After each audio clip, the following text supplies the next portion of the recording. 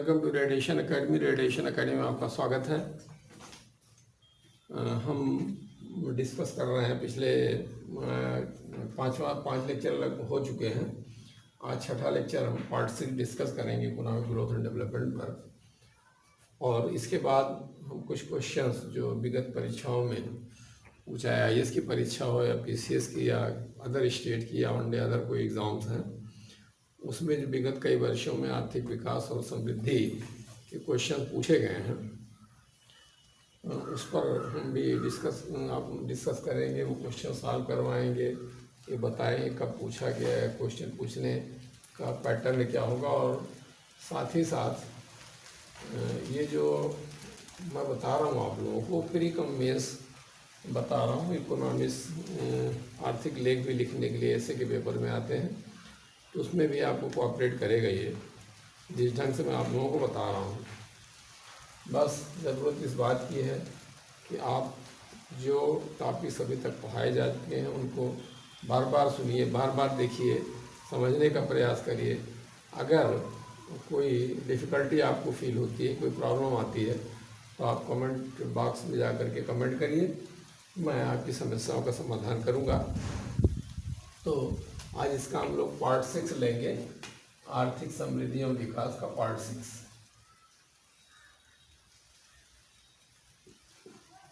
Part 6 ये part 6 में heading आती है आर्थिक विकास की रणनीति।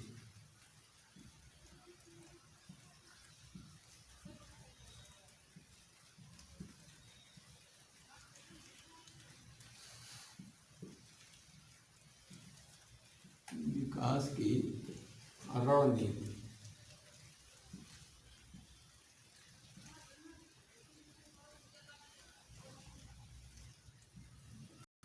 Strategy of economic development.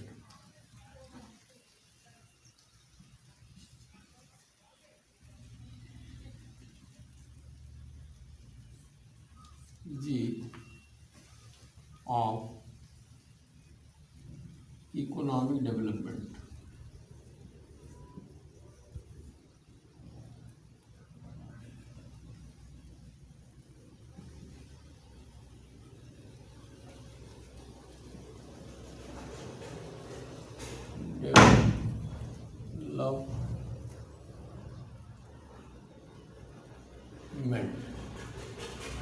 Strategy of economic development या आर्थिक विकास की रणनीति, ये हमारी हेडिंग है। इसमें हमको ये देखना है कि कोई भी देश, खास करके अल्पविकसित जो देश हैं, वो अपने विकास की कौन सी रणनीति अपनाते हैं और क्यों अपनाते हैं। अल्पविकसित देशों के साथ समस्या ये होती है कि उनके संदर्भ में ये कहा जाता है कि अल्पविकसित देशों की गरीबी का कारण उसकी गरीबी है। यानी कहा जाता है कि अल्पविकसित देश जो है गरीबी के दुष्चक्र में फंसे हुए हैं, और गरीबी का दुष्चक्र एक ऐसी वृत्ताकार प्रक्रिया है जिसका अंत भी गरीबी से होता है और प्रारंभ भी गरीबी से होता है। तो वो गरीबी का दुष्चक्र मैंने मांग पक्ष और पूर्ति पक्ष दोनों को करके आप लोगों को अलग अलग दिखाया है। मेरे ख्याल से ये पहले या दूसरे वीडियो में है, जो आर्थिक समृद्धि और विकास का वीडियो अभी तक डाला गया है, उसके पहले या दूसरे लेक्चर में है ये, पार्ट 2 या पार्ट 1 या पार्ट 2 में। तो उस गरीबी के दुष्चक्र से अल्पविकसित देश कैसे बाहर निकले, अपने अल्पविकसित अवस्था से स्वप्रेरित अवस्था में कैसे पहुँचे, इस चीज़ को तय करने के लिए अर्थशास्त्रियों में मतभेद है। और इस मतभेद को लेकर के दो भाग में अर्थशास्त्री बढ़ते हैं। बैलेंस ग्रोथ, आर्थिक विकास से जो संबंधित अर्थशास्त्री हैं, आर्थिक विकास से संबंधित अर्थशास्त्री जो हैं,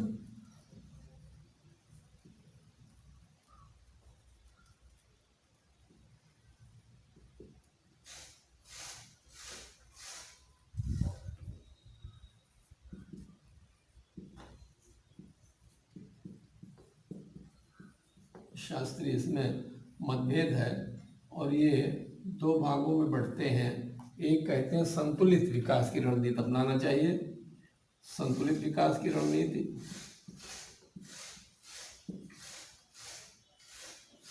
संतुलित विकास। दूसरा होता असंतुलित विकास।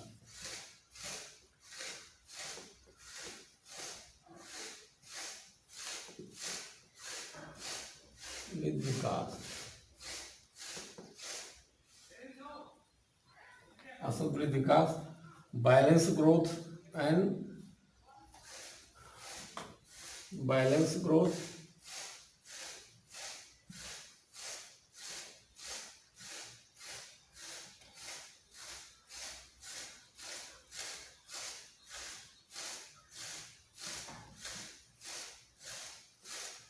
Balance growth and imbalance growth.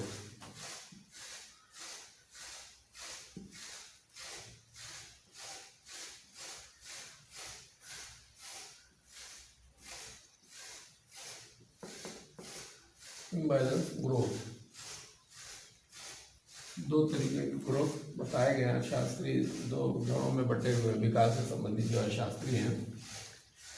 इनका कहना है संतुलित विकास से संबंधित शास्त्रियों का, इसमें है प्रमुख रूप से नर्क से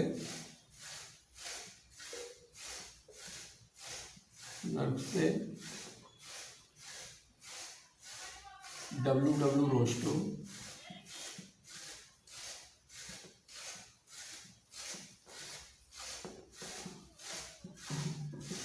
रोस्टो और प्रोफेसर रोजेस्टीन रोडा।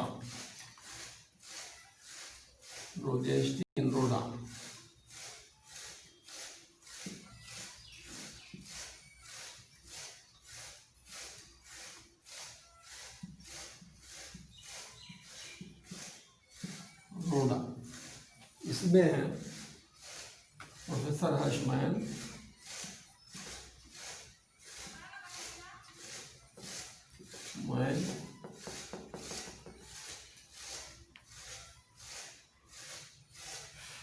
प्रोफेसर फिशर,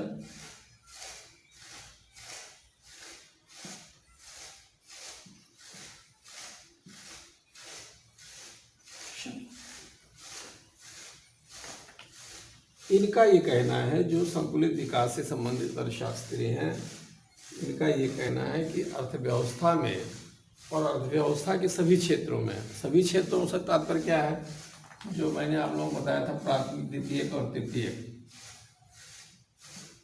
प्राथमिक क्षेत्र, द्वितीयक क्षेत्र,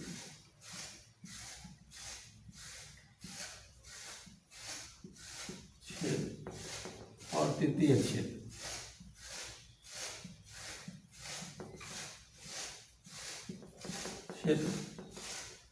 सभी क्षेत्रों में एक बारगे,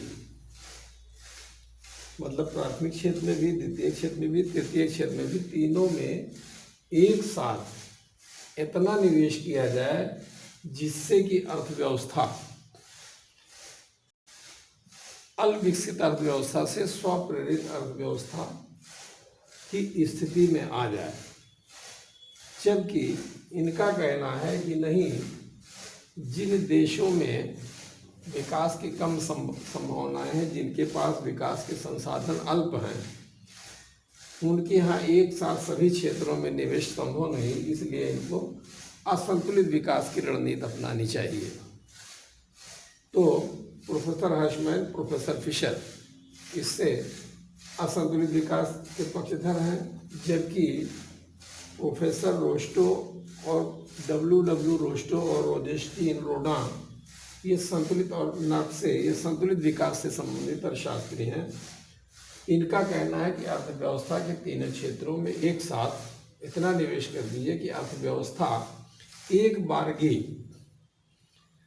अर्थव्यवस्था की जड़ता टूट जाए, अर्थव्यवस्था जो है अल्पविकसित अवस्था से स्वप्रेरित अर्थव्यवस्था की स्थिति में आ जाए। और इसके लिए इन्होंने कहा कि दो चीज़ों पर विशेष ध्यान रखना होगा। ये संतुलित विकास से संबंधित अर्थशास्त्रियों ने, तो खास करके डब्ल्यू रोस्टो, प्रोफेसर लोजिस्टिन रोडा ने, कि न्यूनतम प्रयास से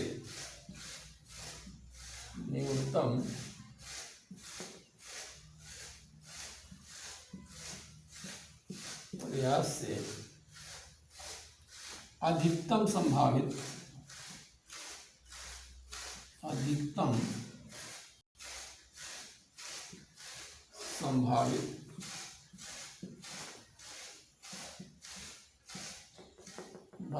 विकास दर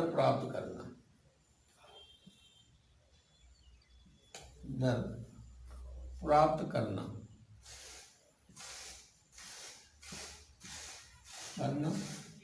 पहली चीज तो ये होनी चाहिए कि न्यूनतम प्रयास से, यानी न्यूनतम निवेश से अधिकतम हमको क्या है, विकास दर प्राप्त कर लें या अधिकतम उत्पादन हमको मिल जाए। यानी इनपुट जो हमारा कम हो, आउटपुट हमारा ज़्यादा हो। और दूसरा इन लोगों ने कहा कि विकास की एक अवस्था से, जो विकास की मैंने 5 अवस्थाएं बताई थी, उसका जिक्र भी डब्ल्यू रोस्टो ने किया है कि कोई भी देश अपने विकास के दौरान 5 चरणों से होकर के गुजरता है, और उसमें पारंपरिक अवस्था, आत्मस्फूर्ति के पूर्व की अवस्था, आत्मस्फूर्ति के बाद की अवस्था, और उसके बाद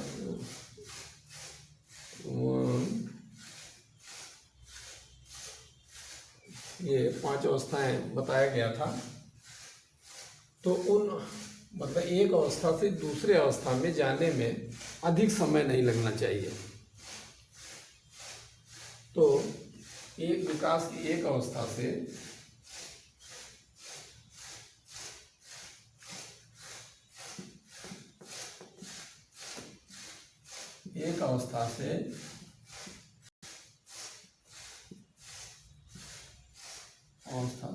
दूसरी अवस्था में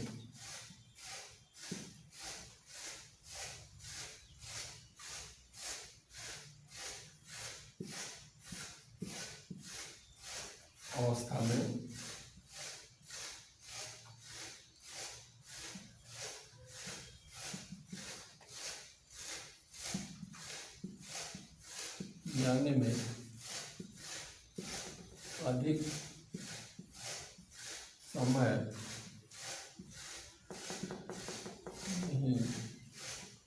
नहीं लगना चाहिए।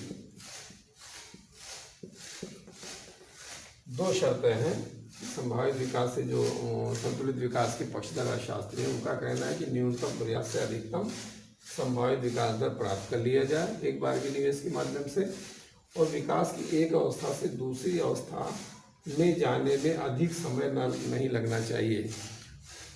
ऐसा क्यों कहा गया, इस पर थोड़ा सा रोशनी डाल दें, थोड़ा सा प्रकाश डाल दें।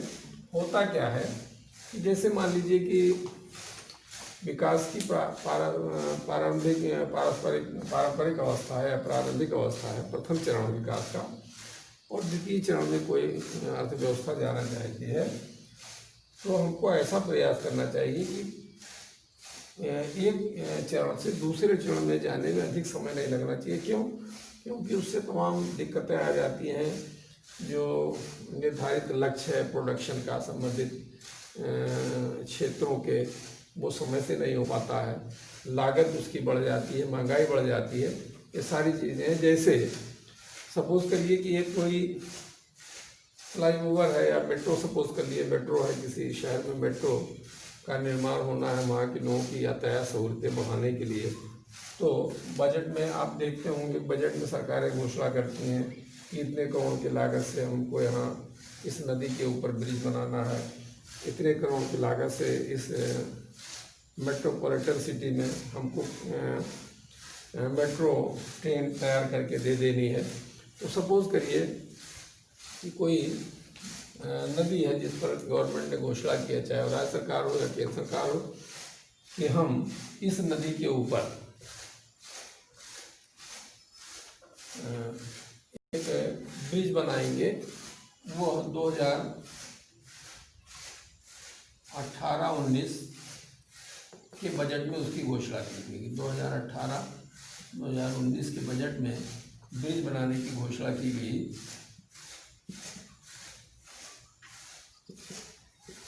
बनाने की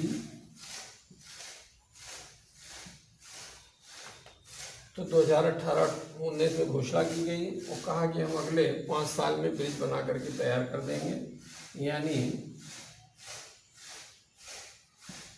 2023-24 में 2023-2024 में ये ब्रिज तैयार हो जाएगा, यानी ये लोग इस पर यातायात बहाल हो जाएगा।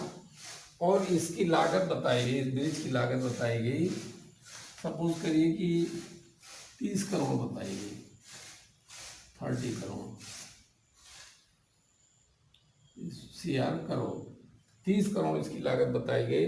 और यह भी तय कर लिया जाता है कि ये इन 5 सालों में कुछ महंगाई भी बढ़ेगी, महंगाई बढ़ने के कारण जो लेबर चार्ज है वो बढ़ेगा, आपका सीमेंट है, मोरंग है, आपकी गिट्टी है, आपका लोहा है, इन सब के दाम भी बढ़ेंगे। तो इसमें 2% अगर महंगाई भत्ता जोड़ दिया जाए तो पता चला कि 30 दूनी 60,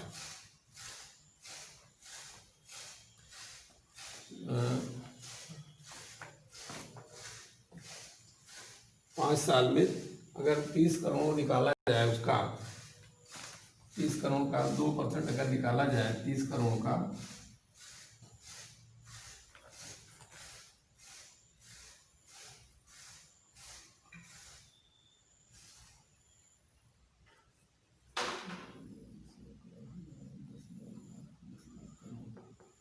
तीस करोड़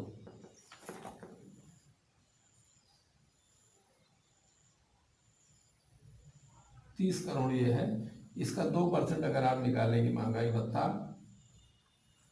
तो कितना आएगा, इसको सॉल्व कर लीजिए।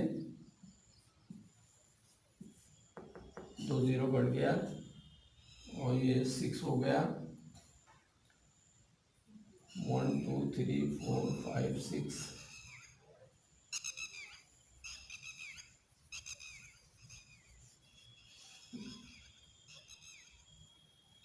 60 लाख रुपए। ये भी तय कर लिया जाता है कि 30 करोड़ रुपए ये और 60 लाख रुपए ये, 30 करोड़ 60 लाख,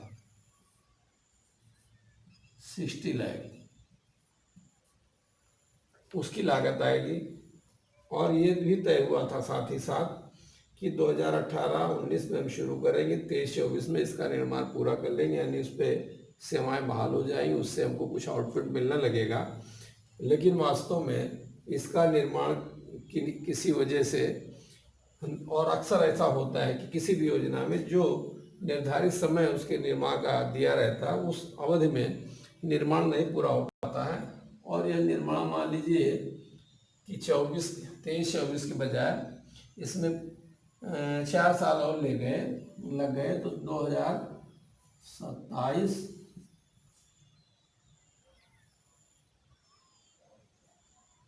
और ये 2026 में इसका निर्माण हुआ।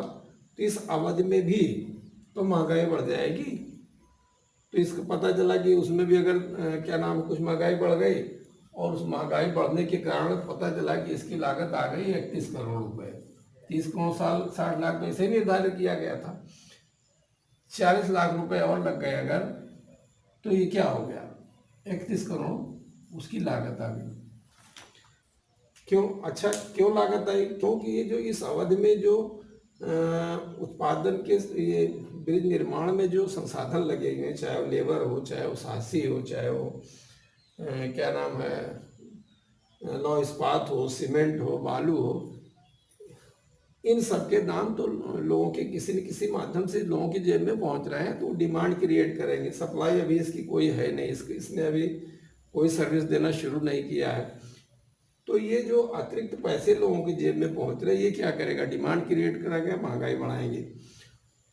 तो इसलिए ऐसा कहा गया है, विकास की एक अवस्था से दूसरी अवस्था में जाने में अधिक समय नहीं लगना चाहिए। 2 शर्तें इन लोगों ने बताया जो विकास से संबंधित अर्थशास्त्री है। ये हो गया। अब हम आगे बढ़ेंगे तो इनका प्रोफेसर डब्ल्यू रोस्टो और रोजेस्टी रोडा ने संतुलित विकास के लिए दो सिद्धांत दिए जो प्रीलिम्स में क्वेश्चन ही पूछ लिए जाते हैं, शॉर्ट नोट पूछे जाते हैं कि तो डब्ल्यू रोस्टो ने क्या दिया। W Rosto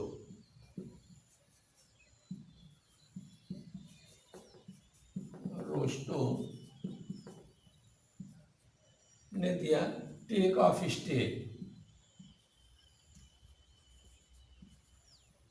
take off stage यानी आत्म स्फूर्त की अवस्था।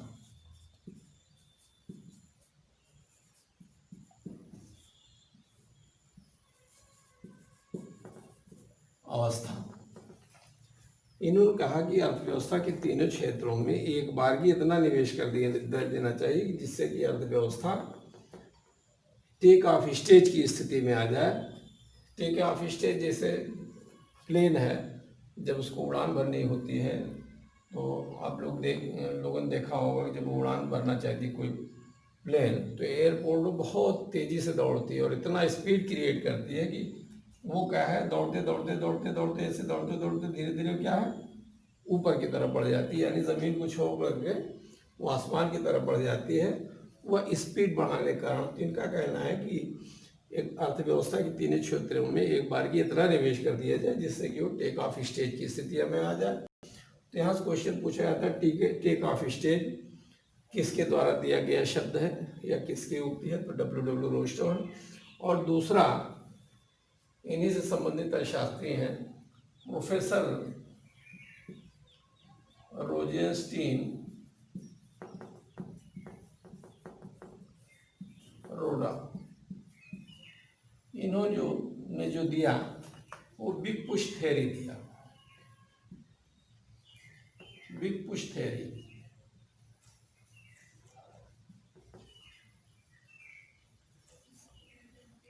प्रबल धक्का।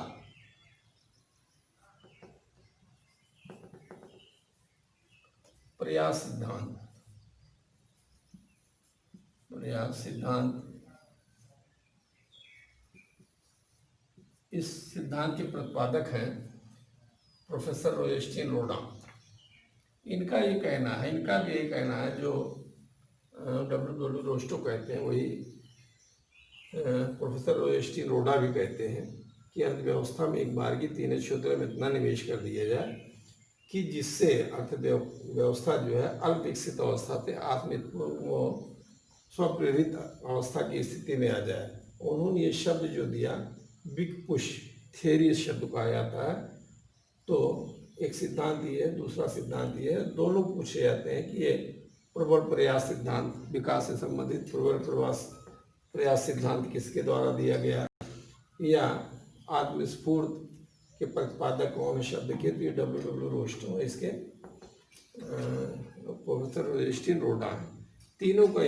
दोनों लोगों का एक ही मत है लेकिन अलग अलग नाम लोगों ने दिया। तो इस पर शॉर्ट नोट भी पूछा जाता है मेंस वगैरह में, वो प्रीलिम्स में क्वेश्चन पूछ लिए जाते हैं। तो विकास से संबंधित ये हम लोग चर्चा कर रहे थे, तो विकास की कौन सी रणनीति अपनाई जाए अविकसित अवस्था द्वारा। तो इसको लेकर के अर्थशास्त्री जो है दो धड़ों में बटे हुए हैं। एक तो है बैलेंस ग्रोथ की बात करते हैं जिसके बारे में आपने अभी बताया, दूसरे इम्बैलेंस ग्रोथ या असंतुलित विकास की बात करते हैं। इसमें आपके प्रोफेसर हर्षमैन है, फिशर हैं, ये सब है। इनका कहना है कि अर्थव्यवस्था के तीनों क्षेत्रों में एक बार निवेश कैसे हम करेंगे अगर किसी के पास संसाधन नहीं है, उतना पैसा नहीं है। और अल्पविकसित देशों के साथ खास करके सबसे बड़ी समस्या यही होती है कि उनके पास संसाधन ही निवेश करने के नहीं, तो एक बार तीनों क्षेत्रों में अधिक मात्रा में कैसे निवेश कर सकते हैं। तो इन लोगों ने कहा कि नहीं, असंतुलित विकास की रणनीति अपनी चाहिए, यानी जिस क्षेत्र में तीव्र विकास की संभावनाएं ज़्यादा हैं उस क्षेत्र में पहले निवेश कर दें, बाकी बाद में जिस तरीके से संसाधन बढ़ते जाएं उस तरीके से अन्य क्षेत्रों में विकास की संभावनाएं तलाश करके निवेश किया जाए। जैसे आपका क्या है ब्रिटेन है, ब्रिटेन, अमेरिका,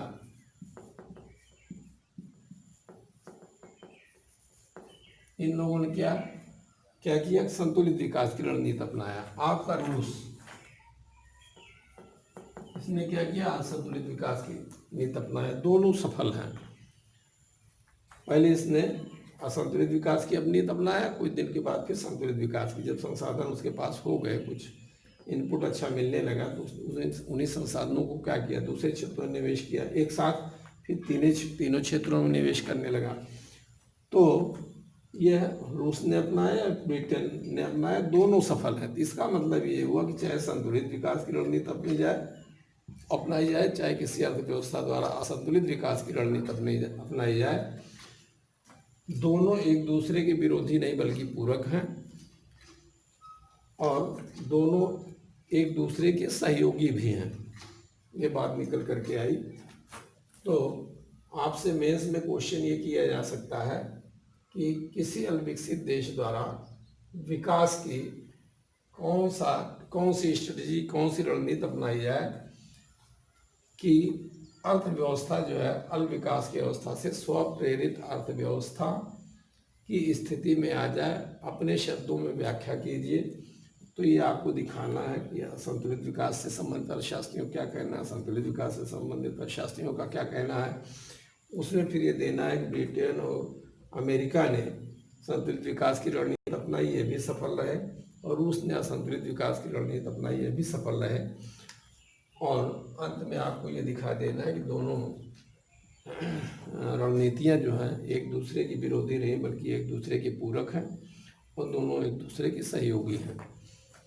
तो इसमें इन सब चीज़ों को दिखा देना है। तो आपके यहाँ से प्रीलिम्स भी क्वेश्चन पूछे जाते हैं और मेंस से भी क्वेश्चन पूछे जाते हैं, या ऐसे आपसे पूछ लिया, या ऐसे में नहीं पूछा तो जीएस में आपसे पूछ लिया। तो आर्थिक समृद्धि और विकास से ऐसे में भी जो आर्थिक लेख, हर सब्जेक्ट से लगभग लेख पूछे जाते हैं ऐसे के पेपर में। तो आर्थिक जो लेख है उनमें आर्थिक लेख का भी आप चुनाव कर सकते हैं।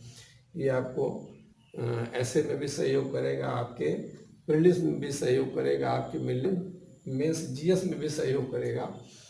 और ये सबसे स्कोरिंग सब्जेक्ट होने के साथ साथ अगर मेंस का जीएस जो है वो पोर्शन, ऐसे वाला पोर्शन और स्टैट्स वाला पोर्शन, वो भी मैं आप लोगों को वीडियो बना करके डालूंगा। उन सब चीज़ों को मिला दिया जाए और जीएस वाले पोर्शन को मिला दिया जो इकोनॉमिक्स जीएस का पोर्शन है, तो लगभग 250 से 300 अंक जो है यहीं से पूछ लिए जाते हैं।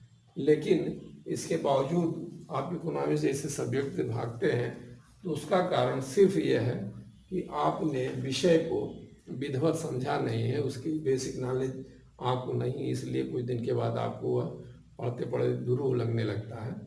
ये लगने लगता है कि नहीं, हम इसमें बहुत नहीं समझ सकते, बहुत अच्छा नहीं कर सकते, जबकि ऐसा नहीं है।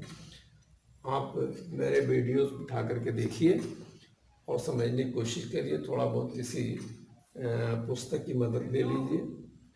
तो मेरे ख्याल से ऐसा नहीं होगा कि आपको ये समझ में ना आए, इसमें आपको कोई प्रॉब्लम हो। तो ये हमने आप लोगों को बताया आर्थिक विकास की कौन सी रणनीति अपनाई जाए किसी देश द्वारा, इस पर विस्तृत व्याख्या हो गई है।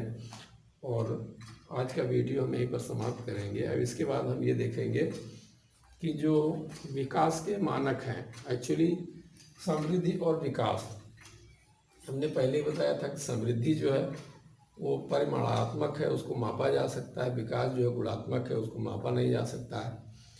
तो विभिन्न अर्थशास्त्रियों ने विकास से संबंधित जो मानक बताए हैं, और ख़ास करके एपीजे अब्दुल कलाम ने भी एक दक्षेस के शिखर सम्मेलन में इस बात को उठाई थी। तो विकास का मतलब ये हो, और यूएनडीपी भी विकास से संबंधित जो रिपोर्ट जारी करती है उसका क्या कहना है। तो विकास का मतलब ये होता नहीं कि सिर्फ भौतिक विकास हो जाए, हमने बहुत अच्छी सड़कें बना ली, बहुत अच्छा हमने हम यातायात परिवहन सुविधाएं डेवलप कर ली हैं, तमाम बिल्डिंगें हमने डेवलप कर ली। विकास का मतलब ये नहीं है। विकास का मतलब ये है कि लोगों के रहन सहन के स्तर में क्या परिवर्तन हो रहा है, लोगों के को सुख की अनुभूति हो रही कि नहीं हो रही है, लोग खुशहाल हैं कि नहीं है। जो अर्थव्यवस्था में, किसी देश की अर्थव्यवस्था में जो लोग हैं, चाहे वो प्राथमिक क्षेत्र में काम कर रहे हैं, द्वितीय क्षेत्र में काम कर रहे हैं, वो कितना खुशहाल हैं, उनको सुखानुभूति कितना हो रही है। और वो खुशहाल कोई तभी हो सकता है, सुखानुभूति तभी तो मिल सकती है लोगों को, जब उस अर्थव्यवस्था के लोगों को रोज़गार मिले। रोज़गार मिलने के साथ साथ कम कीमत पर वस्तुएं उनको मिलें, यानी उनकी जो मुद्रा की क्रय शक्ति है वो बढ़े। तो लोगों की क्या होगा, लोगों का स्टेटस बदलेगा, रहने से का, खाने पीने का, और कार्य क्षमता उनकी बढ़ेगी। और वो कार्य क्षमता क्या है, फिर प्रोडक्शन बढ़ाएगी। यानी जो अल्प आय की समस्या होती है अल्प विकसित देशों में, वह धीरे धीरे समाप्त होगी। तो विकास का मतलब ये होता है कि लोग उसमें सिर्फ भौतिक विकास ही ना हो, बल्कि गुणात्मक विकास भी हो। लोगों को रोज़गार मिले, अच्छी और टिकाऊ और सस्ती वस्तुएं मिलें, लोगों के रहन सहन के स्तर में वृद्धि हो। ये सारी चीज़ें भी अगर आर्थिक समृद्धि के साथ साथ लोगों को मिल रही हैं, तो इसका मतलब कि कोई अर्थव्यवस्था जो है समृद्धि से विकास की ओर अग्रसर हो रही है। और वही असली विकास माना जाता है कि जब गरीब जो भूखा सो रहा है उसको भरपेट अन्न, भरपेट भोजन मिलने लगे। और जो तमाम गरीबी दूर करने के वो सब तमाम मानक माने गए हैं। आप पेपर में पढ़ते होंगे क्या, किस तरीके के जोक गरीबी और विकास से संबंधित आते रहते हैं। Subscribe now and press the bell icon.